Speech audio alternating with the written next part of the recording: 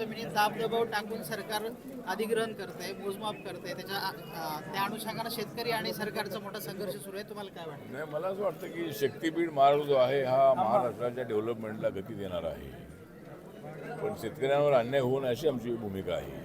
त्यामुळे महाराष्ट्र सरकारने मुख्यमंत्र्यांनी आश्वासन दिलेलं आहे की शक्तीपीठामध्ये ज्या जमिनी जातील त्यांना अत्यंत चांगलं कॉम्पेन्सेशन आम्ही देऊ. कारण कुठलाही जर एखादा प्रोजेक्ट करायचा असेल तर त्यामध्ये जमिनी तर जातात, आणि पण त्यांना जमिनीच्या बदल्यामध्ये जमीन देता येऊ शकते का याचा विचार होऊ शकतो, किंवा त्यांना चांगलं कॉम्पेन्सेशन देण्याच्या संबंधामध्ये विचार होणं अत्यंत आवश्यक आहे.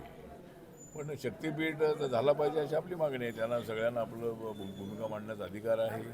शेतकऱ्यांना अन्याय होऊ नये अशीच आमची भूमिका आहे. पण डेव्हलपमेंटच्या वेळेला थोडीशी आपण थोडंसं आपली भावना जी आहे थोडीशी देशाच्या राज्याच्या विकासाची ठेवली पाहिजे.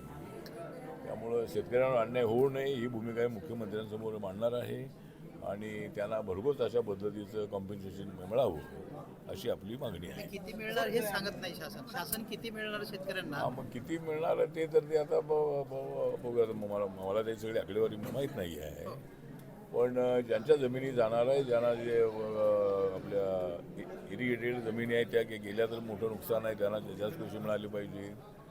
ज्या वारमाही ज्या इरिगेटेड आहे त्यांना जास्त मिळालं पाहिजे. 8 माय आहेत त्यांना त्याच्या थोडी कमी मिळाली पाहिजे, आणि इतर जे आहेत त्यांना मिळाली पाहिजे.